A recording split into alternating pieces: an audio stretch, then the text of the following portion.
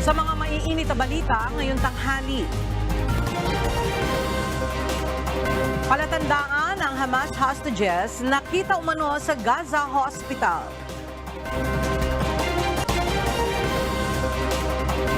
Pangulong Ferdinand Marcos Jr. babiyahe na mamayang gabi patungo ng Estados Unidos para dumalo sa APEC Summit.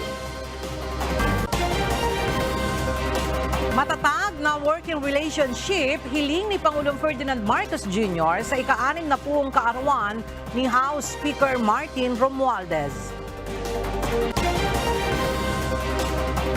Dating Senador Laila de Lima mananatili sa oposisyon at lilinisin ang pangalan matapos palayain ng korte. At tropical depression sa may Mindanao humina na at naging LPA na lamang ayon sa Pag-asa. Magandang tanghali mga kasangbahay, ngayon po ay araw ng Martes, November 14, 2023. At una sa mga balita ngayong tanghali, isinapubliko ng Israeli military ang video at photographs na nagpapakitang ginawang imbakan ng mga armas ng Hamas ang basement ng isang children's hospital sa Gaza. May mga palatandaan din umanong itinago ng mga militant group ang mga bihag nito sa Rantisi Hospital, isang pediatric hospital. Batay sa Israeli military spokesperson, nakita ng mga tropa nila ang isang command center na may mga taguan ng sandata gaya ng mga granada, suicide vest at iba pang pampasabog. This is the backside of the hospital. Hamas used this hospital. Tonight we have entered into this building. I will show you the evidence. Let's enter into the hospital. We're now entering into the area of the hospital where we had found the evidence. This operation was conducted by Israeli Special Unit, the Israeli Navy SEALs. This is still an operation that is conducting. Patuloy na hinimok ng Department of Foreign Affairs ang ating mga kababayan na nananatili pa rin sa Gaza na lumikas na at samantalahin ang pagkakataon habang bukas pa ang Rafah border crossing patawid ng Ehipto. Samantala, dumating na sa bansa kahapon ang ika-7 batch ng mga overseas Filipino workers galing Israel. Ang detalye sa report ni Ryan Lacanlale. Muling nanawagan ng Department of Foreign Affairs sa mga Pilipino na samantalahin ang pagkakataong makalabas ng Gaza habang bukas pa ang Rafah border crossing. Sinabi ni Undersecretary Eduardo De Vega na malala na ang sitwasyon sa Gaza kaya kung maaari ay mag-avail na ng mandatory repatriation ang mga natitirang Pilipino doon. Sa kabila nito, patuloy na maghahanap ng paraan ng pamahalaan kung paano tutulungan ang mga kababayan na nais pa ring manatili sa Gaza Strip. Sa ulat ng DFA mula sa 137 na Pilipino na nasa Gaza, 111 na ang nakalabas. Nasa 26 na Pilipino na lamang ang nananatili at ayaw iwanan ang kanilang mga mahal sa buhay na mga Palestino. 2 batch na ng mga Pilipino mula sa Gaza Strip ang nakauwi na sa bansa. Ang pangatlong batch mula Cairo, Egypt ay inaasahang darating ngayong araw. Nitong linggo, 13 pang Pilipino ang nakatawid ng Rafah border at nakarating na ng Cairo, Egypt. Inaayos na rin ang kanilang flight pauwi ng Pilipinas. Samantala, dumating na kahapon ng hapon ang ika-7 batch ng mga OFW mula sa Israel. 39 OFWs ito sa kabuuan at may kasamang 2 bata. 29 sa kanila ay mga caregiver at 10 ang hotel workers. Umabot na sa 223 na mga OFW mula Israel ang napauwi ng pamahalaan simula noong October 18. As soon as we receive the request for information na may uuwi pa, pinapacilitate naman po natin. Sa kayo po, we have not received the latest data kung ilan ang next na batch, meron na kung kailan. Bibigyan din ng cash assistance, livelihood assistance at iba't ibang tulong mula sa iba't ibang sangay ng pamahalaan na inatasan para tugunan ang pangangailangan ng mga inilikas na OFW.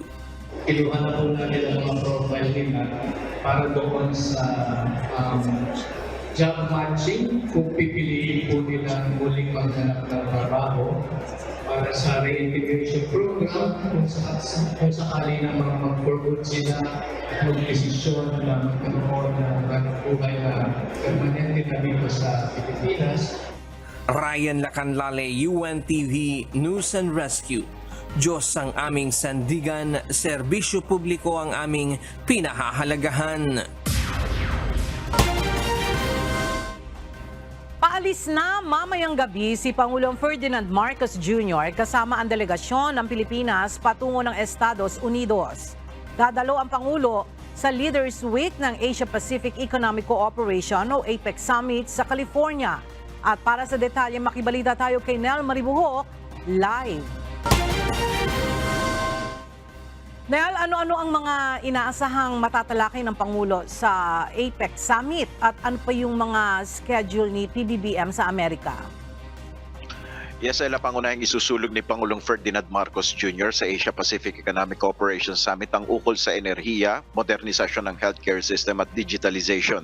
Ayon sa Department of Foreign Affairs, pagkakataon ng international forum na ito para mapalakas ang relasyon ng pangkalakalan ng Pilipinas sa ibang mga bansa. Bukod sa APEC Summit sa San Francisco, California, pupunta rin ang Pangulo sa Los Angeles kung saan makikipagpulong siya sa ilang business leaders at maging sa Filipino community. Nakatakda ring bisitahin ni Pangulong Marcos ang Indo-Pacific Command Headquarters sa Hawaii. Ayon kay DFA Undersecretary Charles Jose, inimbitahan ng Pangulo na bumisita sa Indo-Pacific Command at malaking tulong ito sa kooperasyon na isinusulong ng Pilipinas.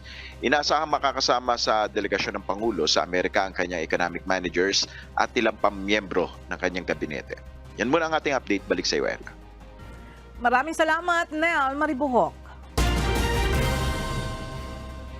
Parehong kinakailangang maisagawa ang economic development at environmental action upang matugunan ang global warming, ayon kay US Treasury Secretary Janet Yellen sa pag-uumpisa ng Asia-Pacific Economic Cooperation o APEC Forum. Giit nito sa mga kapwa finance ministers ng 21-member APEC Forum, dapat bahagi ang transition tungo sa sustainable energy sa paglago ng ekonomiya at paglikha ng mga trabaho. Ito ay upang maiwasan ang mapaminsalang pagtaas ng temperatura. We need to further improve our long-term economic outlook by boosting labor supply, innovation, and infrastructure investment in ways that are also sustainable and reduce inequality. Mahigit 400 motorista ang nahuli sa iligal na pagdaan sa EDSA busway sa unang araw ng implementasyon ng mas mataas na multa sa mga lumalabag dito. Nanawagan naman ang MMDA sa Korte Suprema na maibalik na ang pagpapatupad ng No Contact Apprehension Policy o NCAP para sa mas epektibong paghuli sa mga pasaway na motorista. Narito ang ulat ni JP Nunez. Maaga pa lang kahapon, pumwesto na sa ilang bahagi ng EDSA busway ang mga operatiba mula sa Metropolitan Manila Development Authority at Land Transportation Office para sa unang araw ng implementasyon ng pagpapataw ng mas malaking multa sa mga motoristang lumalabag sa EDSA busway. Mahigpit na binantayan ng mga ito ang area ng Ortigas, Cubao at Magallanes. Hindi pa sila nagtatagal, ilang mga pribadong sasakyan na ang nahuling dumaan sa busway. Katwiran ng mga ito, nagmamadali sila sa biyahe kaya't nakikidaan sila sa EDSA bus carousel.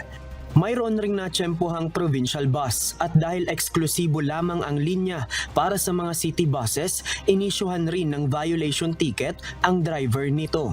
Hindi rin pinalusot ng mga traffic law enforcer ang isang pribadong sasakyan ng lalaking nakasuot ng uniforme ng isang ahensya ng gobyerno.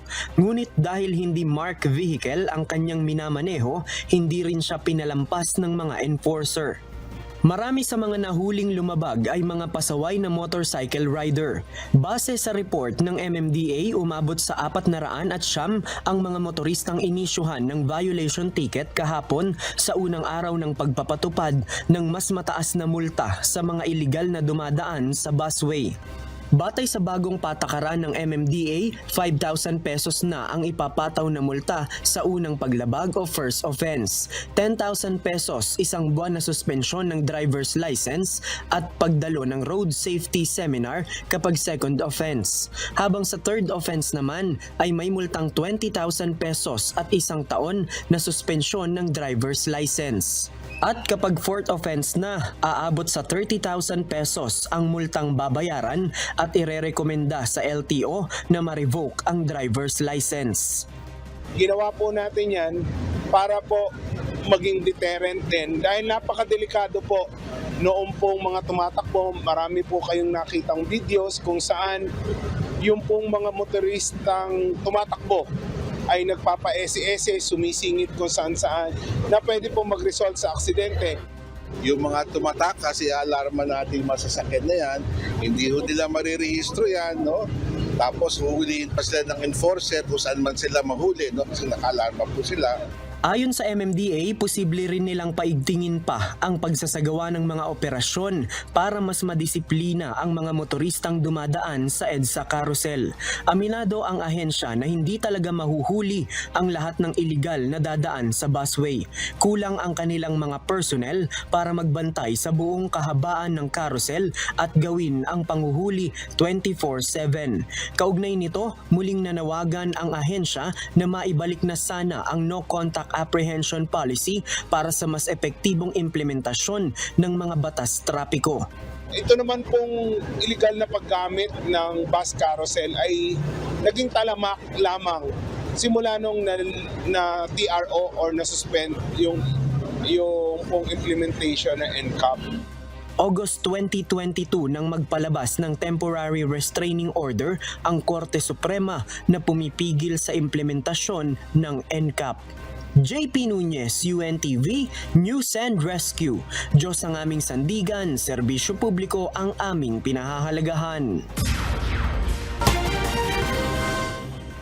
Nasa 50 pesos o higit pa ang inaasahang matitipid ng mga jeepney driver sa kanilang arawang gastos sa krudo matapos na magpatupad ng rollback ang mga kumpanya ng langis ngayong araw. Batay sa anunsyo ng mga oil company, 3 piso ang mababawas sa presyo ng kada litro ng diesel.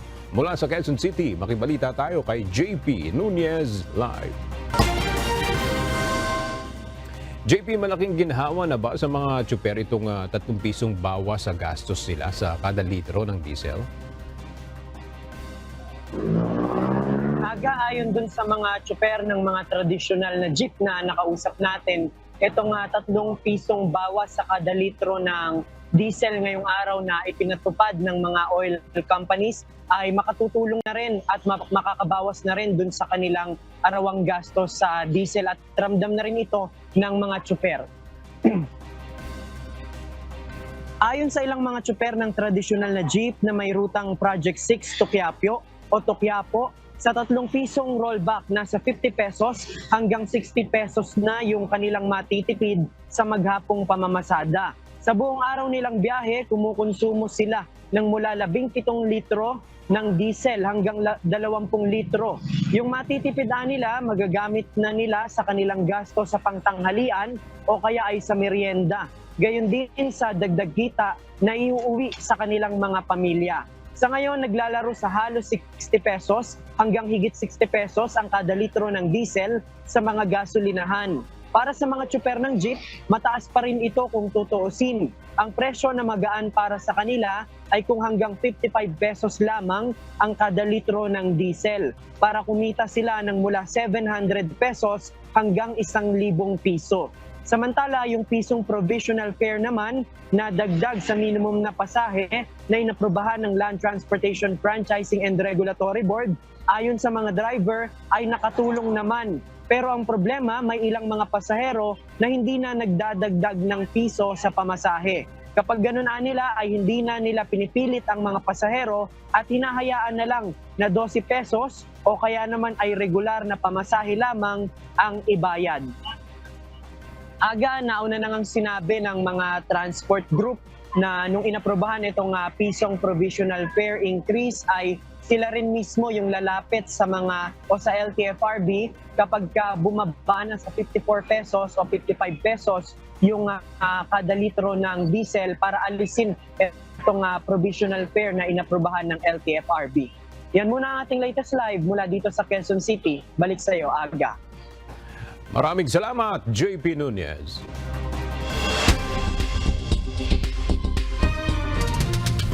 Roundup Balita. Sinabi ng DICT kahapon na maaaring na-leak ang mga impormasyon na may kinalaman sa coronavirus vaccine program ng Pilipinas. Ito ay kasunod ng napaulat na cyber attack sa database ng World Health Organization o WHO. Ayon kay DICT spokesperson Aboy Paraiso, kinumpirma ng Computer Emergency Response Team na nakakompromiso ang COVID-19 vaccination database ng WHO para sa Pilipinas at India. Kaya't nasa panganib ngayon ang mga personal na impormasyon na mga sumali sa COVID-19 vaccination program. Sang-ayon ang Chief Economist na si Michael Ricafort sa ginawang masusing pagbusisi sa implementing rules and regulations ng Maharlika Investment Fund Law. Ayon kay Ricafort, dapat talagang matiyak na mapakikinabangan ang MIF lalo na pagdating sa pang-ekonomiya. Dagdag ng ekonomista, didepende rin sa kakayahan o kwalifikasyon ang profitability ng MIF. Naniniwala sa Ricafort na malaki ang maiaambag ni Rafael Consing Jr. sa pangangasiwa ng Wealth Fund dahil sa kanyang karanasan sa trabaho. When it comes to experience, the wealth of experience, kasi veterano na po siya na former international banker, tapos dati rin siyang Chief Finance Officer ng yung pinakamalaking port operator sa buong mundo, yung ICTSI, no? Infrastructure related din po. Dati rin po siyang treasurer ng Aboitiz Group, no? Tiniyak ng Land Transportation Office o LTO sa Senado na sa darating na November 15 ay matatapos na ang backlog sa mga plaka ng sasakyan. Sinabi ni Senator Grace Poe, ang budget sponsor ng Department of Transportation sa plenary debates na sa kasalukuyan mayroong nasa 990,000 ang unreleased motor vehicle plates. Gayunpaman, tinatayang nasa 13 milyon pa ang backlog sa plaka ng motorsiklo at maaaring tumagal pa hanggang 2025 bago ito maresolba. Samantala, inihayag naman ng LTO na nasa 2.4 million ang backlog sa driver's license card ngayong taon. Inaasahan naman ng ahensya ang halos 5 milyong card sa darating na 2024. Aabot na sa 3.7 million pesos ang pabuyang ipagkakaloob sa sinumang makapagtuturo sa kinaroroonan ng mga suspect na pumaslang sa radio broadcaster na si Juan Humalon alias Johnny Walker. Sa opisyal na post ng Presidential Task Force on Media Security, may 3 milyong pisong reward money na ibibigay sa sinumang law enforcer na makadarakip sa mga suspect. Habang nasa 500,000 pesos naman na pabuya ang ipagkakaloob sa sinumang makapagbibigay ng impormasyon para matuntun ang kinaroroonan ng mga suspect sa pamamaril kay Humalon. Handa ring magbigay ng tig-100,000 pisong reward money ang Presidential Anti-Organized Crime Commission, gayon din ang Presidential Task Force on Media Security. November 5 ng pagbabarilin ng mga hindi pa nakikilalang gunman si Juan Humalon sa gitna ng kanyang live radio broadcast sa kanyang tahanan sa Calamba, Misamis Occidental. Hinikayat ni House Assistant Minority Leader at Gabriela Women's Party List Representative Arlene Brosas si Pangulong Bongbong Marcos Jr. na tugunan ang anyay nakababahalang trend ng Great Resignation o matinding pagbibitiw sa trabaho ng mga manggagawa. Dapat anyang gumawa ng agarang aksyon at taasan ang sweldo ng mga empleyado upang resolbahin ang issue. Nakaapekto na anya ang Great Resignation phenomenon sa iba't ibang industriya sa bansa at napipilitang umalis ng trabaho ang mga manggagawa dahil sa mababang pasahod. Pinatindi pa ito ng patuloy na pagtaas ng inflation, kawalan ng satisfaction sa trabaho kakulangan ng benepisyo at iba pa. Dagdag pa ni Representative Brosas, kinakailangan ng i-certify as urgent ni Pangulong Marcos Jr. ang House Bill 4898 na nagtatakda ng national minimum wage na nakabatay sa family living wage at House Bill 7568 na nagkakaloob ng 750 pesos na across-the-board wage increase para sa private sector workers. Magbubukas ng hiring sa susunod na taon ang National Bureau of Investigation para sa mga bagong agent ng ahensya. Layo nito na mapalakas pa ang puwersa ng NBI kontra cybercrime sa bansa. Nasa 400 mga bagong agents ang planong i-hire ng NBI sa susunod na taon. Ito'y matapos na bigyan ng Senado ng karagdagang pondo ang NBI para sa pagpapasweldo ng karagdagang mga tauhan.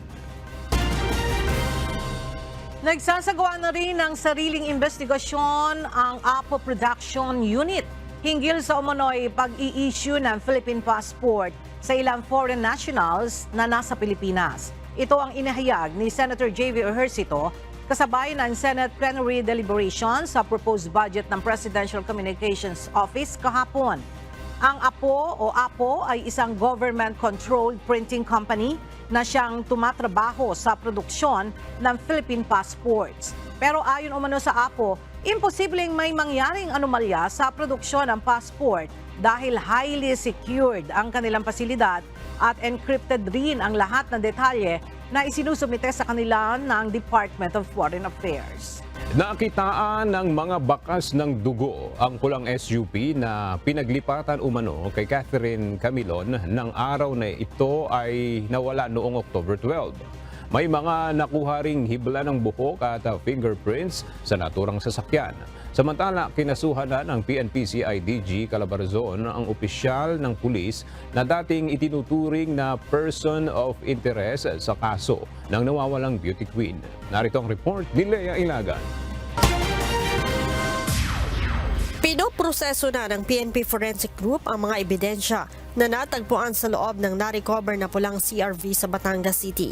Ang CRV na walang plaka ang sinasabing nakita ng dalawang witness na pinaglipatan sa beauty queen na si Catherine Camilon mula sa Nissan Juke noong araw nang ito ay mawala noong October 12. Ayon kay PNP Public Information Office Acting Chief, Police Colonel Jean Fajardo, kabilang sa natagpuan sa loob ng sasakyan ang mga hibla ng buhok, mantsa ng dugo at fingerprints.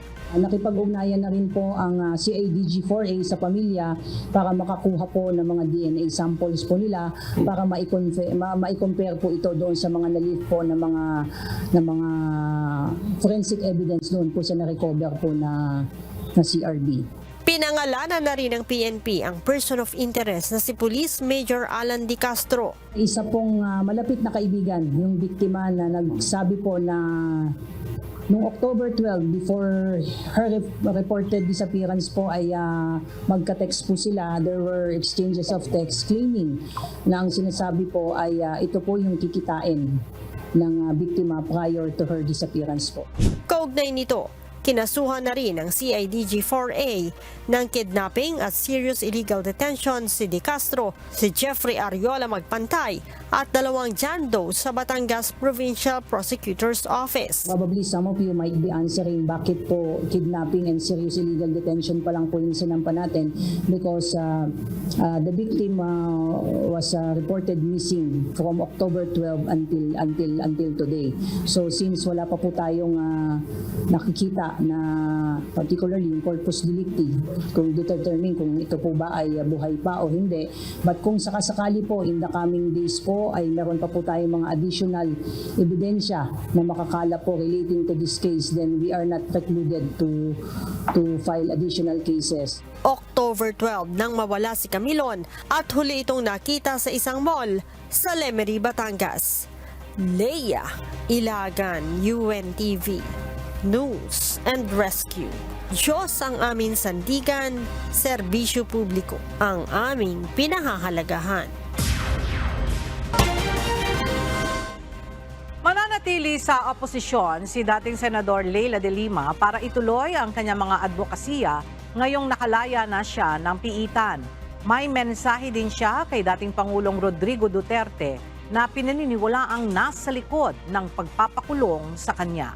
Narito ang report ni Bernard Dadies. Makalipas ang mahigit 6 na taong pagkakakulong, nakalaya na rin si dating Senador Laila de Lima. Sa huling pagdinig ngayong taon para sa natitirang kaso nito, binaligtad ng Muntinlupa Regional Trial Court ang nauna nitong desisyon at pinayagang magpiyansa si de Lima sa natitirang kaso nito. Sa naging resolusyon ng Muntinlupa RTC Branch 206, nakasaad na hindi nakapagpakita ng matibay na ebidensya ang prosekusyon kaugnay ng umano'y pakikipagsabwatan ni de Lima sa mga kapwa-akusado nito upang magbenta ng iligal na droga sa New Bilibid prisons. Sa pagtingin ng korte, hindi katiwa-tiwala ang mga salaysay ng mga testigong iniharap laban kay de Lima at bigong mapatunayan ang sinasabing sabwatan. Ngayong malaya na siya, itutuloy umano ni de Lima ang kanyang mga advokasya at pagiging bahagi ng oposisyon. I'm with the opposition because we share the very same advocacies, ideals, and visions for this country. And hindi naman natapos yung pakikilaban ko sa mga advocacies ko habang nakakulong ako. I never stopped. And now that I'm free, I'm even going to work harder for those advocacies. Nais niyang maipaalam sa taong bayan ang katotohanan sa anyay gawa-gawang kaso na pinagdusahan niya ng matagal na panahon, lalo't marami anyang napaniwala na totoo ang mga paratang sa kanya.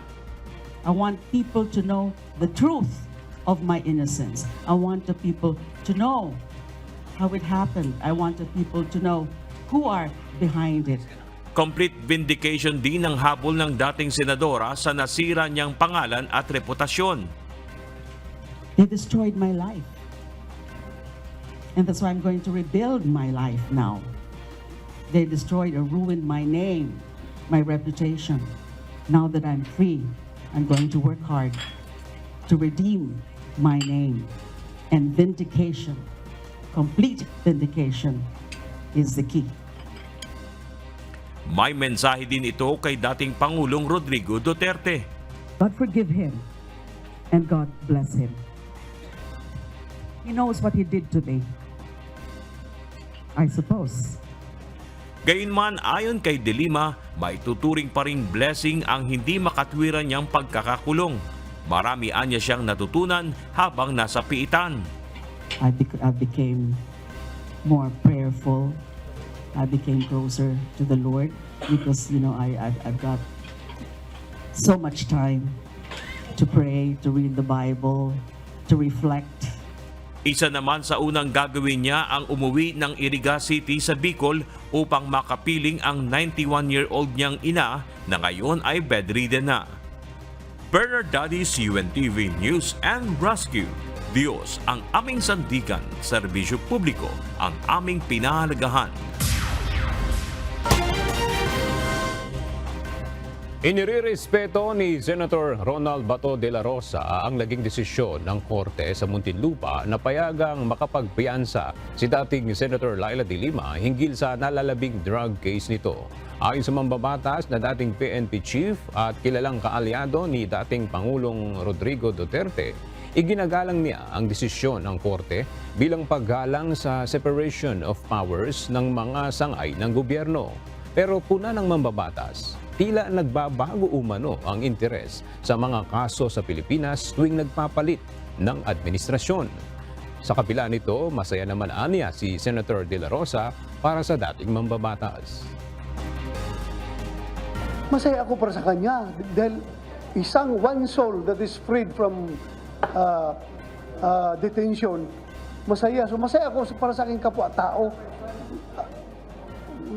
Masaya siya, di masaya rin ako. Samantala, masaya rin si Senate Deputy Minority Leader Risa Hontiveros para sa dating senador dahil nalagpasan nito ang anyay matagal na kawalang katarungan. Sobrang laking vindication nito para sa Leila at para sa buong oposisyon. si Sen Leila na miyembro ng oposisyon na sumalo ng pinakamalalakas na dagok mula sa Administrasyong Duterte. Naniniwala ang isang mambabatas na hindi makatarungan ang matagal na pananatili sa piita ni dating Senador Leila de Lima.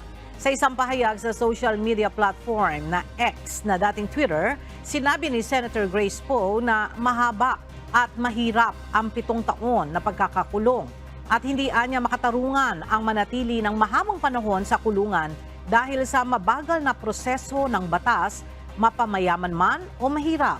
Pero ang ilang netizens, binatikos ang pahayag ng senadora at pinuna ang umunoy pananahimik nito sa kaso ng dating senador sa loob ng halos 7 taon. Ipinunto rin ng ilang netizens ang pagboto ng mambabatas para alisin si dating Senador de Lima noong 2016 bilang chairperson ng Senate Committee on Justice and Human Rights. Nitong umaga, umani ng 1.8 million views ang naturang post, mahigit 1,000 likes at quotes. Wala pang komento si Senator Poe ukol dito. Naghahanda na ngayon ang mga pamilya, kaibigan at iba pang mga taga-suporta ni dating Senator Leila de Lima na inaasahang uuwi sa kanilang hometown sa probinsya ng Iriga ngayong araw. At mula sa Iriga City, makibalita tayo kay Ryan Salatandol live. Ryan, ano na yung latest dyan sa bahay ni dating Senator Leila de Lima dyan sa Iriga?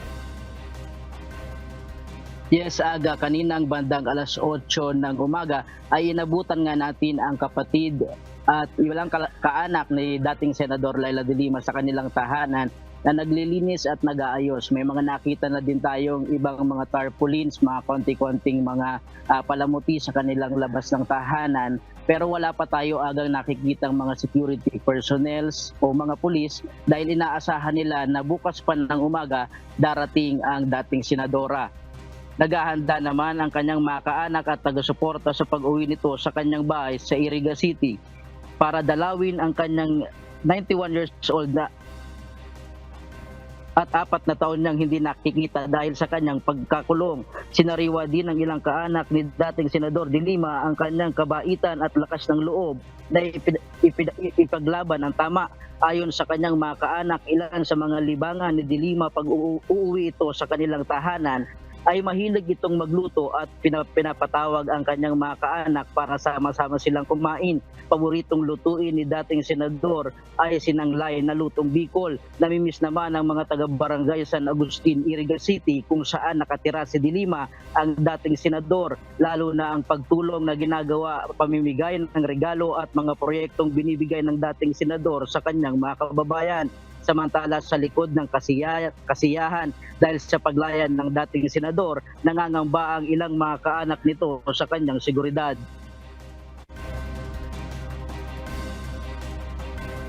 Mixed emotions kasi masaya dahil nakalaya siya through bail and nalulungkot ako sa seguridad niya. We are not sure of her security. Yun ang para sa akin. Samantala, matibay ang suporta na ipinapakita ng sangguniang panglalawigan ng Iriga City kay dating Senador Leila de Lima. Ayon kay Vice Mayor Edsel Di Maiwat, kasama sila sa pagsalubong kay dating Senador Leila de Lima sa pag-uwi nito sa lungsod. Nagpasa na rin ang sangguniang panglalawigan ng Iriga ng isang resolusyon na nagpapahayag ng suporta nila sa dating senadora.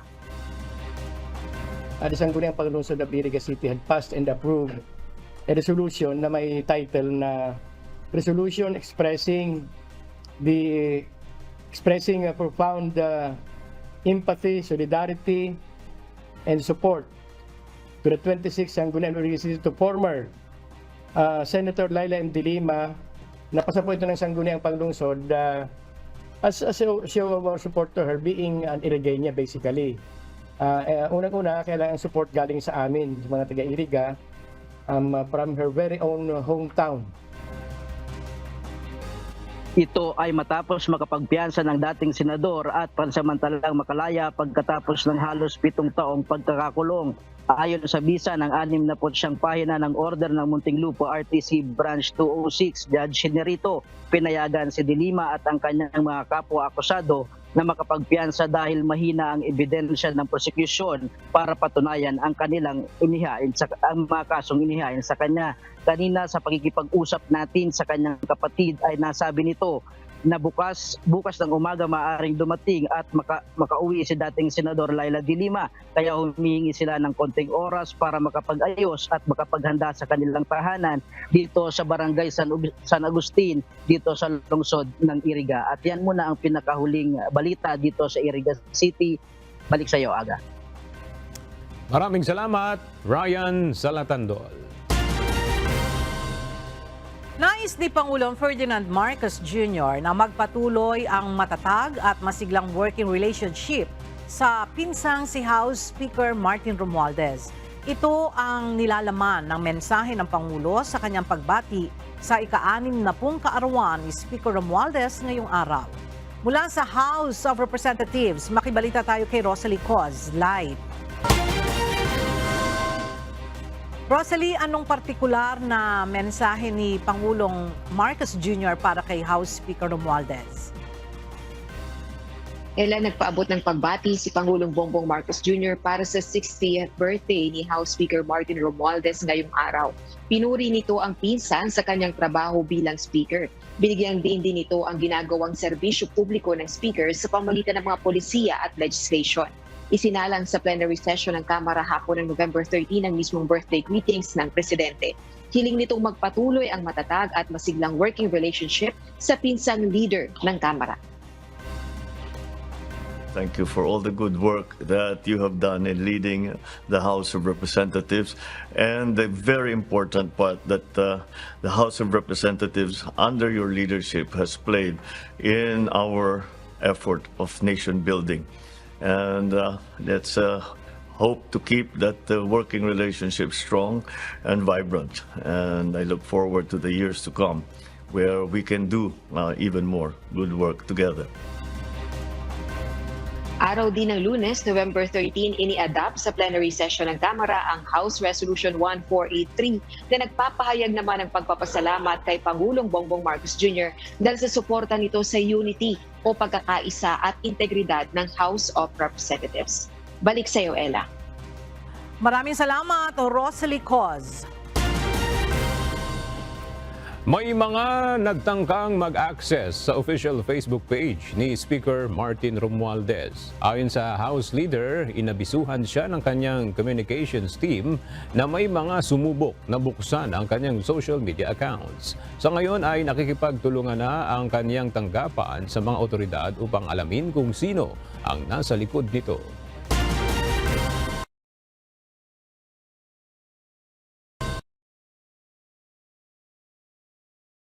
Ang isang consultancy agency sa Santa Cruz, Manila ngayong araw dahil sa umano'y mga ulat na illegal recruitment. At para sa karagdagan detalye, kumuha tayo ng update kay Ryan Lacanlale, live. Ryan, ano ba ang naging paglabag nitong ipinasarang training agency dyan sa Maynila? Magandang tanghali, Ella. Nagre-refer ito ng mga seaman sa mga recruitment agency. Ang lisensya lamang kasi ng opisina ay training agency, kaya bawal sa batas itong kanilang ginagawa. Kanina, sinalaki nga ng Migrant Workers Protection Bureau, katuwang ang Philippine National Police at LGU ng Manila, ang Double B Training Consultancy dito sa Ongpin Street, Santa Cruz, Manila. Ayon sa Migrant Workers Protection Bureau, ang pagre-refer gaya ng ginagawa ng opisinang ito ay pumapatak pa rin sa illegal recruitment. February 2020 pa nang nagsimulang mag-operate ang training agency. Mga seafarers o mga seaman ang mga nire-recruit nito. Nagsimula ang investigasyon ng mga otoridad sa sumbong na natanggap nila mula pa noong Agosto, kung saan may 2 seaman na kinuhanan ng pera pero hindi nakaalis. Pagkatapos ay 2 buwan na isinailalim sa surveillance ang nasabing training agency. Kanina, tuluyan ng isinara at kinandado ng mga tauhan ng MWPD ang agency. Mahaharap naman sa asunto ang may-ari pati na ang mga kawani ng training consultancy na nadatnan ng mga otoridad kanina. Yan muna ang latest mula dito sa Maynila. Balik sa iyo, Ella. Maraming salamat, Ryan Lacanlale. Sa iba pang balita, humina na ang tropical depression at ngayon ay isa na lamang low pressure area ang sama ng panahon na binabantayan ng Pag-asa sa may timog silangang bahagi ng Mindanao. Ayon sa Pag-asa, maaaring pumasok ang weather disturbance sa loob ng Philippine Area of Responsibility bukas o sa Huwebes. Sa update ng Pag-asa, namataan ang LPA sa layong 1,620 kilometers silangan ng southeastern ng Mindanao. Kumikilos ito sa direksyon ng south-southwest ward sa bilis na 10 kilometers per hour. Bagaman humina na sa LPA, may posibilidad pa rin itong lumakas at manumbalik sa tropical depression category sa Biyernes, November 17. Sa oras na makapasok ng PAR, papangalanan ito ng Pag-asa na Bagyong Kabayan. Kanselado ngayon ang ilang flights sa Ninoy Aquino International Airport bunsod ng masamang lagay ng panahon. Sa abiso ng Manila International Airport Authority, kabilang sa mga kanselado ang balikang flights ng Cebu Pacific na patungong Manila to Kawayan, Isabela at Kawayan to Manila. Gayun din ang Cebgo flights DG 6177 at 6178 na Manila to Masbate at Masbate to Manila route.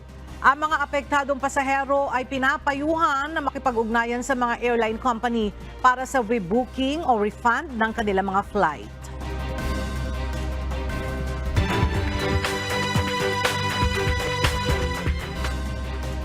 Dahil sa patuloy na pag-ulang nararanasan sa ilang mga lugar sa Bicol Region dahil sa epekto ng shear line, nadagdagan pa ang mga lugar sa Bicol na nagsuspinde ng klase ngayong araw. Mula sa Daet Camarines Norte, makibalita tayo kay Brian Baldaraje live. Brian, ano-anong mga lugar sa Bicol ang inuulan ngayon dahilan para magsuspinde ng klase ang mga paaralan dyan? Yes, Ella, suspendido na ang halos lahat ng klase sa halos lahat ng bayan dito sa probinsya ng Albay dahil nga sa patuloy na nararanasang malalakas na pag-ulan, epekto nga nitong shear line dito sa rehiyon. Kanina isa-isa nang naglabas ng abiso ang mga lokal na pamahalaan sa lalawigan ng Albay upang pansamantalang suspindihin ang klase sa kani-kanilang mga lugar. Ela kabilang dito ang syudad ng Legazpi, Bayan ng Daraga, Kamalig, Santo Domingo, Bakakay, Ginubatan, Pulanggi, Ligao, Jovellar, Libon, Owas at Bayan ng Pio Duran kung saan walang pasok sa lahat ng antas, habang wala naman pasok mula elementary hanggang high school sa Bayan ng Malilipot at syudad ng Tabaco. Ela wala din pasok sa probinsya ng Camarines Sur mula preschool hanggang high school, habang suspindido ngayong araw ang klase sa lahat ng antas sa lalawigan ng Camarines Norte. Samantala, ilang mga lokal na pamahalaan na din ang nag-activate ng kanilang Local Disaster Operations Center upang magsagawa ng 24 hours monitoring lalo na sa mga lugar na binabaha at posibleng magkaroon ng pagguho o landslide. Naghahanda na din ang mga LGU na magpatupad ng local evacuation kung kinakailangan. Kaugnay nito, patuloy na nakaantabay ang mga Disaster Risk Reduction and Management Office sa buong rehiyon kaugnay sa posibleng banta na dala na epekto ng shear line dito sa Bicol Region. Yan muna ang balita mula dito sa Bicol. Balik sa inyo, Ella. Maraming salamat, Brian Baldaraje. Pansamantala munang inilikas ng pamahalaang lungsod ng Cavite ang nasa 31 mga pamilya na nakatira malapit sa lugar kung saan lumutang ang mga patay na isda. Mula sa Magallanes, Cavite, alamin natin ang update kay Benedict Samson, live. Benedict, nasaan yung mga pamilyang ito at ano na ang aksyon na ginagawa ngayon ng lokal na pamahalaan dito sa nangyaring fish kill? Magandang tanghali, Ella. Nasa Barangay 62A Evacuation Center muna sa ngayon. Ito ngang nasa 31 pamilya na apektado ng amoy na galing sa mga patay na isda. Linggo ng gabi nang makaamoy ng masangsang na amoy ang mga residente. Kahapon nakakuha na ng nasa 30 sako ng mga patay na isda ang mga tauhan ng City Environment and Natural Resources Office o CENRO. Ang mga nakuwang patay na isda ay dadalhin sa isang material recovery facility para gilingin at gawing pataba sa lupa.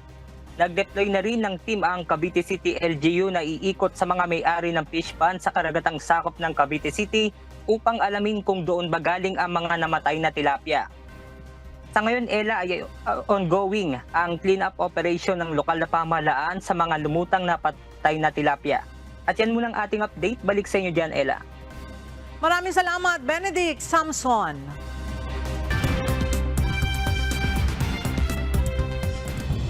Nagsagawa ng precision airstrikes ang Estados Unidos sa mga pasilidad na ginagamit ng Iranian Revolutionary Guard ayon sa Pentagon.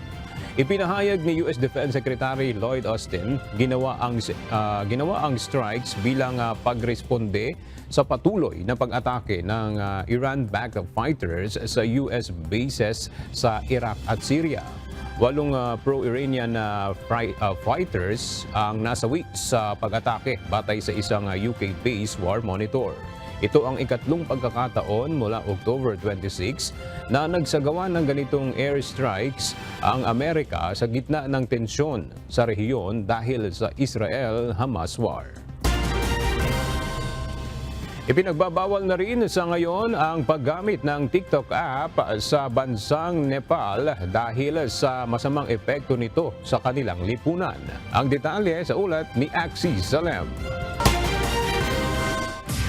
Inanunsyo ng Nepal na ipagbabawal na sa bansa ang paggamit ng TikTok app ng China. Ayon kay Nepali Minister for Communications and Information Technology, Rekha Sharma, ang desisyong iba ng paggamit ng TikTok ay pinagkasunduan sa isang cabinet meeting na sinagawa noong Lunes, November 13.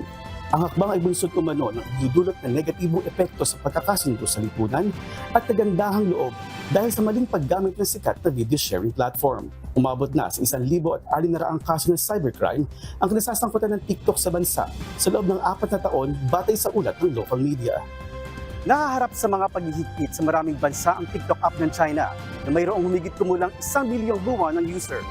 Ito ay dahil sa ilang mga aligasyon gaya ng paglabag sa mga panuntunan sa data, mapabinsalang epekto sa kabataan, gayon din ang issue sa national security. Ilan sa mga bansa na nagban na sa paggamit ng TikTok ay ang Australia, Canada, United Kingdom, France, New Zealand at India. Samantala, wala pang opisyal na pahayag ang pamunuan ng TikTok kaugnay ng desisyon ng Nepal ipagbawal sa bansa ang paggamit ng app. Axis Salem, UNTV News and Rescue. Diyos ang aming sandigan, serbisyo publiko ang aming pinahahalagahan.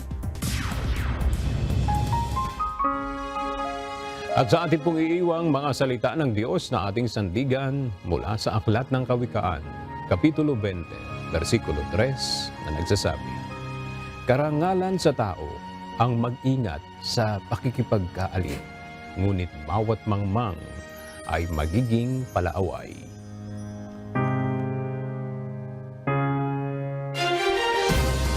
At yan ang mga balitang amin tinutukan at inaksyonan dahil sa aming pagbabalita, una ang pagkalinga sa kapwa.